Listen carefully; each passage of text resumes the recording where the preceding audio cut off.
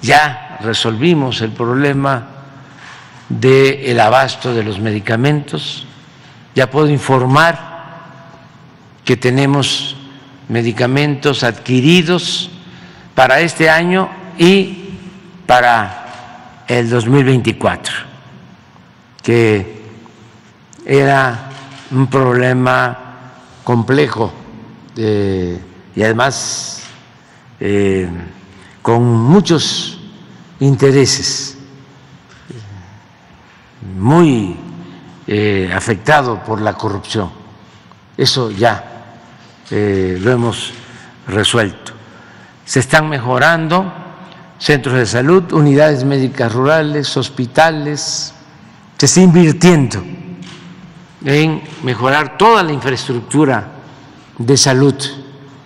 Estamos también equipando hospitales como nunca se había hecho y estamos resolviendo también un asunto complejo que tiene que ver con la falta de médicos en nuestro país y de manera particular de especialistas, porque no tenemos en nuestro país los médicos y los especialistas que necesitamos. Todo esto tiene que ver con una política irresponsable que se aplicó en materia educativa, porque se rechazaba a quienes querían ingresar a las universidades públicas con la mentira, con el pretexto de que no pasaban el examen de admisión, porque se tenía la idea de que estudiara el que tuviese para pagar colegiatura. Era una privatización de la educación silenciosa, lo mismo que en el caso de la salud, que se atendiera, que se curara, que pudiese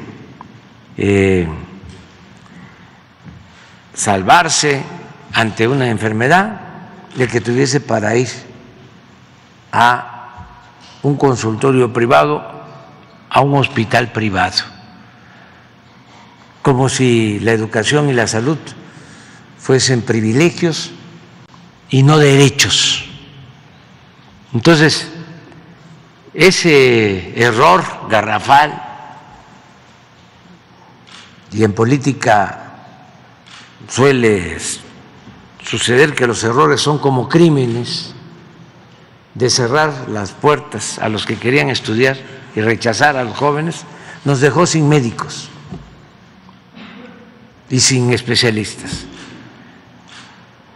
Cuando hicimos ese recorrido con SOE por los 80 hospitales del IMSS Bienestar, recuerdo que fuimos a Yucatán y hay 3 hospitales del IMSS Bienestar y en ninguno de los 3 había pediatra.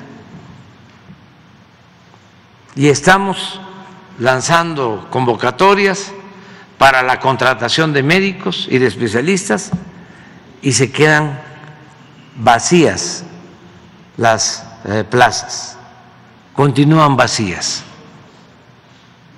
Todo un desafío, pero ya estamos enfrentando esta falta de médicos y de especialistas, se va avanzando estado por estado y estamos también recurriendo a traer médicos especialistas. Muchos no entienden esto, no entienden que la salud es un derecho humano fundamental, que no tiene que ver con cuestiones políticas o ideológicas, que tenemos que pensar más en la fraternidad universal cuando se trata de el derecho a la salud.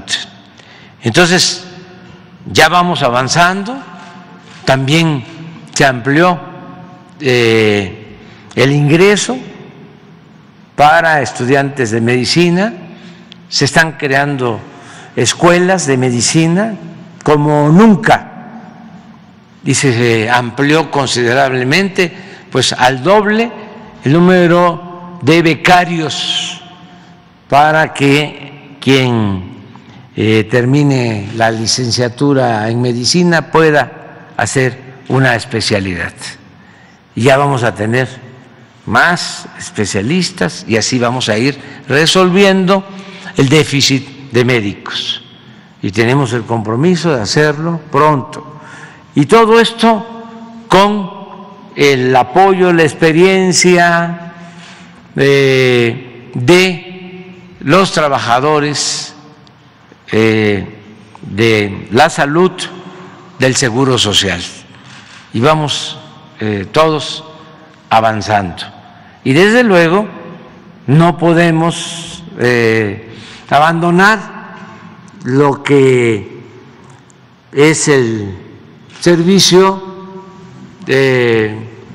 tradicional, lo que se conoce como el régimen ordinario, el que dio motivo a la creación del Seguro Social, que el trabajador y sus familias tengan atención médica en todos lados. Estamos hablando ya de 21.400.000 trabajadores. Esos son los que están inscritos en la actualidad al Seguro Social. También es muy importante que se conozca que estamos llegando a un promedio de salario mensual de esos 21.400.000 trabajadores de 15,000 pesos mensuales. Tanto el número de trabajadores inscritos al Seguro Social como este promedio de salario es histórico, no se había presentado nunca. Y como ya está creciendo la economía,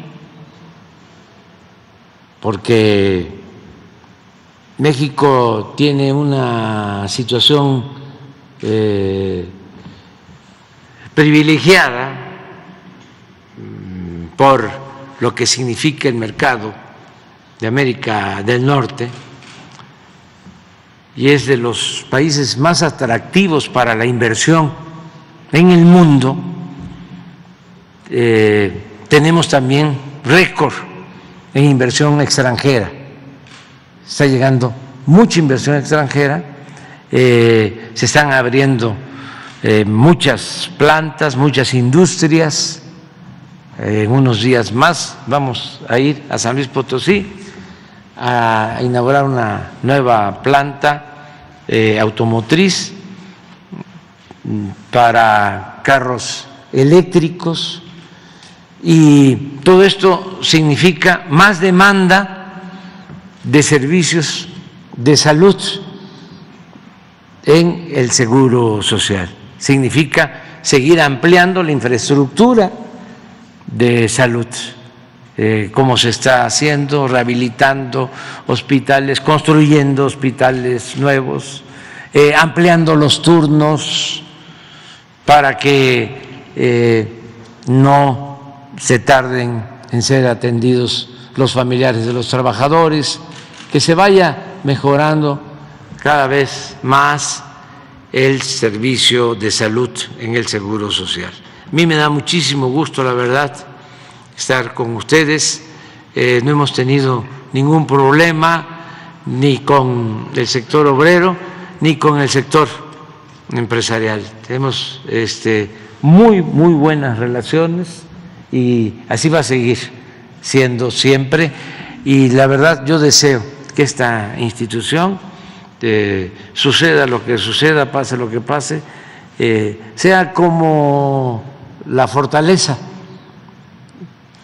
cultural de México, sea como la grandeza cultural de México, que ha resistido todo.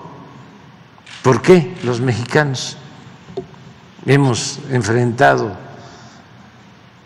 pues todo tipo de calamidades, de temblores, inundaciones, pandemias, malos gobiernos, saqueos,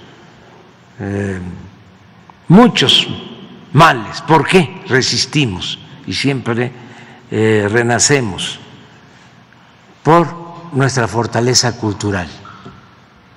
México es uno de los países del mundo con más tradición cultural. Somos herederos de grandes civilizaciones y eso es lo que nos hace un pueblo trabajador.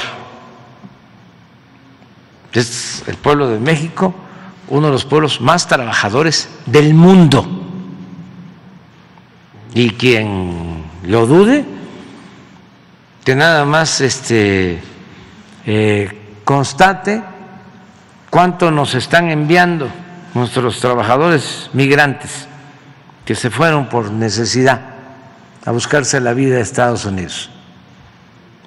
Ya tenemos proyecciones y va a estar la cantidad de remesas recibidas cerca de 60,000 millones de dólares.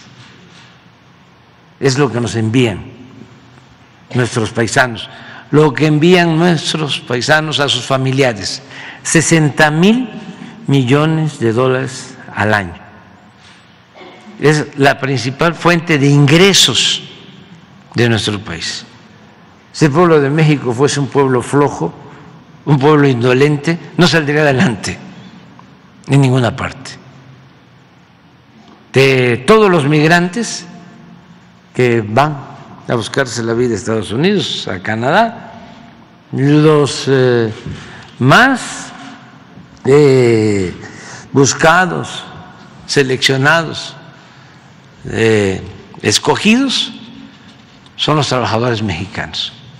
Entonces, ¿de dónde viene esa vocación por el trabajo? Bueno, de nuestra historia cultural. México tiene raíces profundas. Nos hicieron creer de que la historia de México se inicia desde la llegada de los españoles, con la conquista, con la invasión, 500 años, o con la fundación de Tenochtitlan, 200 años antes, que tenemos una historia de 700 años. No, tenemos una historia de 2,000, 3,000 años antes de la era cristiana.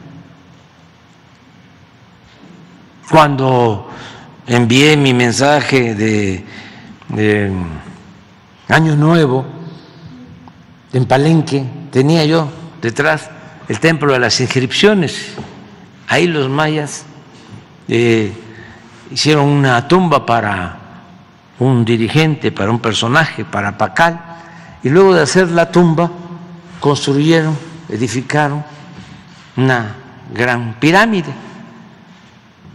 Y un arqueólogo extraordinario, Alberto Ruz, descubrió esa tumba. Bueno, decía yo en el mensaje, esta pirámide, este templo de las inscripciones, se construyó 1000 años antes de que llegaran los españoles a nuestro país. Y no es nada más esa arquitectura, es el arte, es la astronomía, es el conocimiento de las matemáticas, todo lo que lograron esas grandes culturas con su florecimiento científico, cultural, artístico. Entonces, imaginen lo que representa este país, lo que es México. Hablamos del trabajo, pero podemos hablar también de la importancia de la familia mexicana. ¿Por qué somos así los mexicanos? ¿Por qué la familia mexicana es distinta a la familia, con todo respeto, de otros países? ¿Por qué hay tanta cohesión en nuestras familias? ¿De dónde viene eso? Pues de nuestras culturas, de nuestro pasado. La familia mexicana pues es la principal institución de seguridad social en nuestro país. Otra cuestión extraordinaria que tenemos los mexicanos, que a veces no se valora, la honestidad. La mayor riqueza de México es la honestidad de su pueblo. Por eso resistimos y no pudieron imponer la corrupción como forma de vida, como forma de gobierno. Se resistió y está renaciendo nuestro país, porque no nos ha costado mucho, porque nuestro pueblo es honesto, acabar con la corrupción, y eso pues significa muchísimo, porque no solo es un asunto moral. Si no hay corrupción, el presupuesto público, que es dinero del pueblo, alcanza, rinde, no se necesita contratar deuda, no hace falta endeudar al país, no hace falta aumentar impuestos, no hace falta decretar gasolinazos. Si no hay corrupción, se tienen recursos suficientes. Pues todo esto es nuestro país, y esta institución, el Seguro Social, es un ejemplo, y es algo que todos los mexicanos tenemos que cuidar, irla mejorando, como todas las instituciones son perfectibles. No hay nada perfecto. El propósito es que se mantenga el espíritu de solidaridad, de humanismo que debe de caracterizar a un buen gobierno y a una buena institución, y seguir avanzando y resolviendo problemas, y no dejar de pensar en los demás y llevar a la práctica ese principio también universal y nuestro del amor al prójimo, que eso es el Seguro Social, ayudar a quien lo necesita. Muchas gracias a todas y a todos.